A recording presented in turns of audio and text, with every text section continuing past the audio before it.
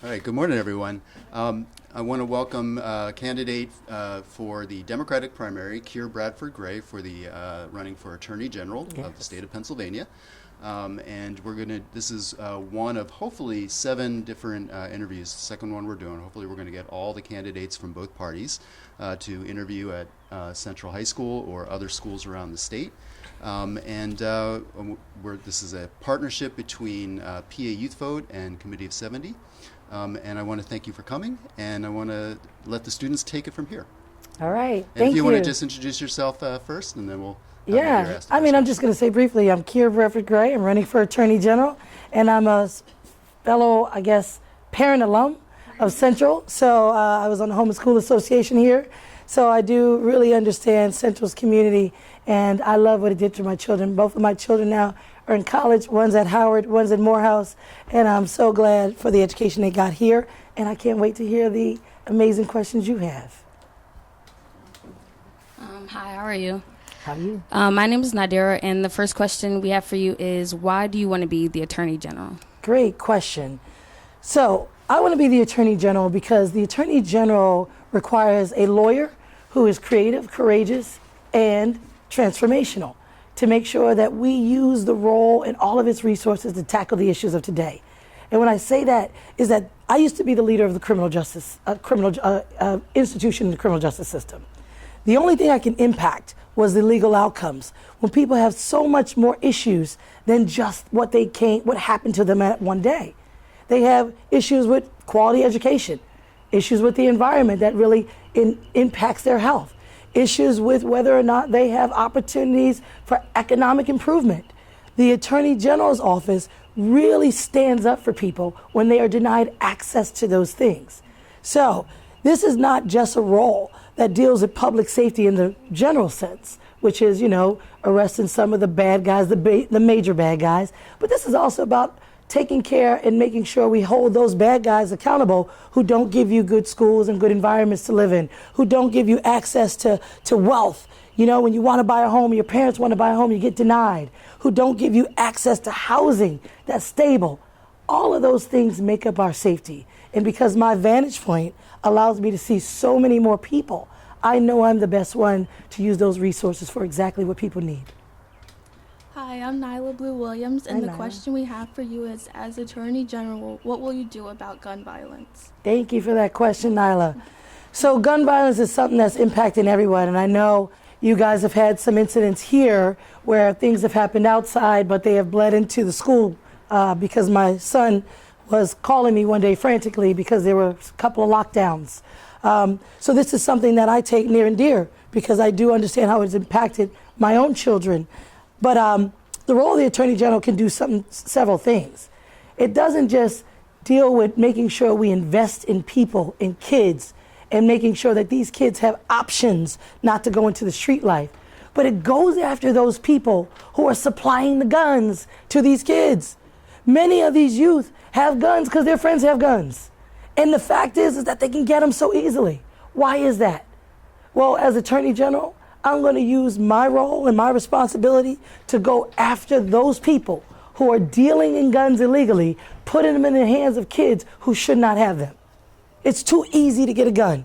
And we're going to deal with that accessibility point so that we make sure that only those who can legally buy one safely should have one, and those who should not have one, which is anyone under the age that should not have one, or anyone that is a bad actor or doesn't have a good mind, will not.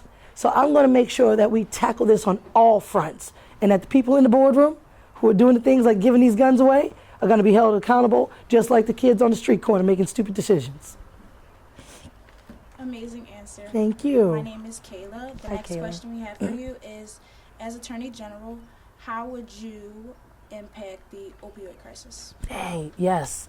So opioid is one that we've seemed to lose that battle when it came to the war on drugs, because drugs keep coming into our areas. But the question is, why are people using? What's going on in their lives that we have to make sure that we deal with? Mental health and mental wellness has to be at the forefront. We've got to make that more accessible, starting at the teenage level. I know my kids and even myself deal with some mental stress at times, and there's no outlets for that. Or imagine a kid who has never been able to have an outlet, and then they're becoming an adult, and now their life is just compounded with issues. Well, they're more likely and more susceptible to using drugs. And so when your usage is being consumed by all the social issues, we've got to deal with that. But we're going to continue to go hard after the people that bring those things into our areas, our ports, because fentanyl, which is part of the opioid crisis, and that's what's really killing people, is coming in through many different areas. And as an attorney general, you can work with so many agencies to understand where is it coming from. Now, I used to be a public defender, so I understood and heard where people got their drugs from, and so I can use all of that knowledge to target that as well. But we got to deal with what's happening in people's lives too. So my knowledge as a public defender, representing hundreds of thousands of people, unfortunately, I can get that, I can target some approaches. But my knowledge of people is really what's going to drive some of the models that we're going to be able to use to improve the quality of people's lives so they don't turn to drugs. So thank you for that important question. Thank you for your time. I just love this. I love you guys are better than some of the adults. Hi, my name is David. Hi, David. So obviously we know since the election in 2020 between Joe Biden and Donald Trump, there's always talk about interference in elections. So my question for you is, how do you plan to handle attempts to interfere in PA state elections? Yeah. So this is such a critical question because election, we call it suppression, right? Voter suppression happens way before the day of the election. It happens when people send you text messages telling you you can vote online. That's false information, and they start to target really vulnerable communities and communities of color, mostly, because they want you to stay home. And then they do things like they don't put drop boxes in your neighborhoods, so you can't easily access voting. And then people with records don't know they can vote because they are misinformed.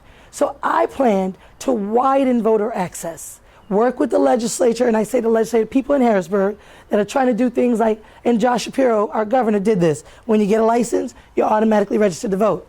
But guess what else is going to happen? In order for someone to say that election was not fair, it has to be somewhat close. Well, when we bring all of you guys out, we're going to blow them out the water. It's not going to be close. And you can go ahead and say that this election was rigged and unfair, but if there's going to be a ton and a groundswelling of more voters on one side, it's going to be harder to discount all those things. But if you do discount them, I'm a good lawyer. I know how to go into court, defend our voting election process, and win. Because I've done that on behalf of people each and every time that I've gone to court and went to trial and stood up against someone mischaracterizing the things that are happening. So I will stand up and fight for our election process in court, but I'm also going to fight for more access and more voters. And you guys are doing a great job with giving me hope that we're going to have more voters. Thank you for that answer. Yeah. My name's Amel, and my question is, what could you do as Attorney General to address the climate crisis? Nice. So there is a statute that gives us a right to clean air and clean water. And that's what the Attorney General can use for anyone who is violating our clean air and clean water. Now, the problem is those bad actors are sometimes hard to trace. But we know environmental justice is social justice. There are a lot of dumping grounds in our city where people just dump their toxicity and waste, and it impacts our water. Well, when we're able to see who does that, we're going to go after them hard, because my water is something that I need to enjoy. That's one thing I should be able to count on. My child, my children, and myself, as you can hear me, we have allergies, asthma. Why? Because all of these businesses and companies that bring these trucks with these high-powered emissions that pollute our air, we are going to tell businesses and regulate emissions that they use when they bring their businesses into our neighborhoods. So, UPS, you want to open up a business here in our city, then you're going to have trucks that are more efficient. I don't know what that is that's impacting this, but that's cool. You're going to have trucks that are using better energy, right? Better gas, not that old gas that's really clogging up our stuff. But anyone who's caught dumping any of their waste in our neighborhoods will be held accountable. And I can say this. We need to also weigh in on what's happening to our climate, because we're getting a lot of natural disasters because of our climate issues. And so we've got to be able to speak on these issues at the top level so that people know how to reduce what we're doing so that we all can live in this community together. Hi, my name's Katie. Hi, Katie. And I'm wondering, what makes you stand out from your other Attorney General opponents? Everything about me. Well, one, I am, and this is not just for women's sake, but let me tell you, my vantage point, my perspective is shaped by the life I've lived. And the life I lived as a woman, as an African-American woman, as a mother, as a daughter, as a sister, whatever you want to call it, has allowed me an understanding and awareness of how to solve problems that may be different than others. Because I can see many more layers. Because as living in this world, as this gender, and this culture, I've experienced things that maybe other people haven't. And I know how to use that because I can see other people. So anyone who's ever felt invisible, like I have felt before, anyone has felt valueless, like I have felt before, anyone who's ever felt looked over, like I have felt before, I want them to see what's possible because they see a shining example of what we are doing in that office and how our vantage point makes a difference. Good morning. My name is Sharif. Hi, Sharif. My question for you is, as a young and often disappointed voter, it hasn't been hard for us younger people to be disillusioned with politicians or even our right to exercise our right to vote. If we were to vote for you, why should we feel differently about that? Yes, and that's a great question. So what I didn't say in my last answer, my work and my history defending the public has a track record in and of itself. And that has shown that I'm willing to stand up for people wherever they are. I don't care what you make. I don't care what neighborhood you live in. You deserve to be treated fairly and equal. So it's not about what I say I'm going to do. It's about what I've done. And if you look at my track record, there's even a docuseries about a case that I tried where I knew that I was going to be villainized by some very powerful people, but I did it anyway. And it's called 72 Seconds at Rittenhouse Square. It's about a young boy named Michael White who was riding his bike in Rittenhouse Square and came across two people that they attacked him and something fatal happened, but he was a victim and wasn't being looked at as a victim as he was shoved into that system, being charged with a very serious felony that would have taken his life away. Well, I was leading the public defender's office, and I stepped down from that and got in the courtroom to make sure that I saw him and I wanted the jury to see him the way I saw him. That is something that you cannot script. That is something that you cannot say, that there are many people that would stick their neck out for that. And when you have leaders that are willing to do the right thing because it's the right thing, not because it's the political thing, I'll tell you, that's a rare. And I know I've been that for the city of Philadelphia. Being a public defender is one of my unique qualities. It allows me to see so many different vantage points of a criminal justice system. But using my role as a public defender to stand up for people, to fight back against the political narrative, that's what's going to tell you that everything you need to know about the type of leader I'll be in the Attorney General's office. Hi, I'm Amari. I really appreciate all your straightforwardness with your answers. Thank you. And I was just wondering, if gentrification is a concern for you, if you're going to possibly try to handle the gentrification that is spreading, especially in North Philly. You'll see some of the homes in neighborhoods where they're run down. It's very obvious that they haven't been worked on in a very long time. And you'll turn the corner, and then there's this apartment that's running up property taxes for these people who live in North Philly because they can't afford anywhere else, Yeah, man. I mean, I got goosebumps. Thank you for that. I mean, we need a clap for that answer, that question, right? So housing justice is one of my areas that I'm going to be looking at. And what you just said, young Amari, is so critical. What we're noticing is that there are people, private big companies, that are coming in, buying up the properties, raising the rents, and pricing people out of that. And that is gentrification at its finest level, because what they're doing is outside of the bounds of the law. There's something called price gouging, right? That you're not supposed to raise prices exorbitantly without a real understanding of the market. Well, what's been happening is that we've not been checking for this. People have been coming in and looking at properties that have run down and saying, okay, we're going to use cash. We're going to buy this whole block up. And as we do that, we're going to get a real estate company to come in and rent to people. But we're going to charge people beyond what they can afford for this neighborhood. So that way, people who are coming in, who can afford higher rents, are coming in, occupying that neighborhood, and they're pushing other people out. We're going to stop that. We're going to hold people accountable. But also, There's something that is able to happen right now for people who have properties where they can't get loans to fix them up. And that is a statute that allows nonprofits to take that home if the home looks run down. And then when they take that home and they sell it, they don't have to give the person whose home it was any of the money they made off of it.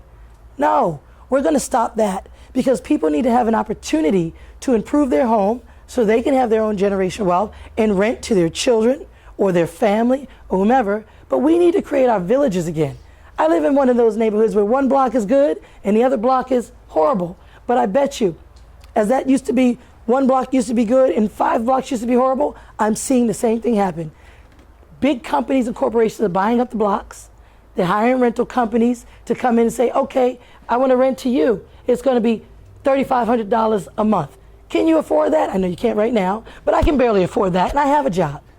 So this is what's happening to people. And we need people who understand it and are aware of it to go in and stop it and make sure that whenever you have access to rental properties, it's based on the proper value of the income in that neighborhood so that we can make sure that people in that neighborhood have a chance to stay in that neighborhood. Before we ask the last question, I just want to see if does anyone want to shout out a question? Yeah.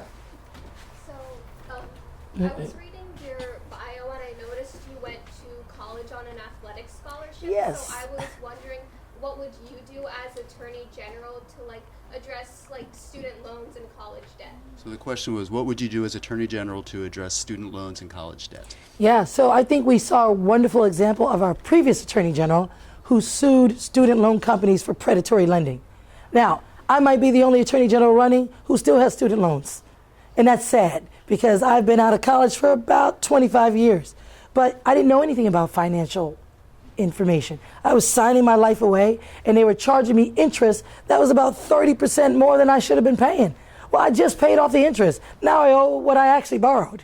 So this is the problem that kids have. They tell you to go and improve your life by going to college, and most of my family couldn't afford to pay that, so I had to go find a financial institution to give me that money, and they took advantage of me.